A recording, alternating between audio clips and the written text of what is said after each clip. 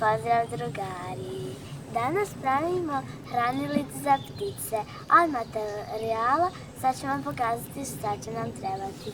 Treba nam za jedna obična flaša, zatim će nam trebati konopac, skalpel i drvo. A sada počinjemo sa radom.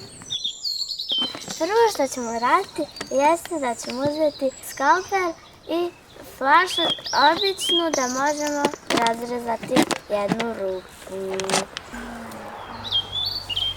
Evo kako to izgleda, ali još nije gotovo. Napraviti otvor na flaši veći da bi mogle ptice ulaziti.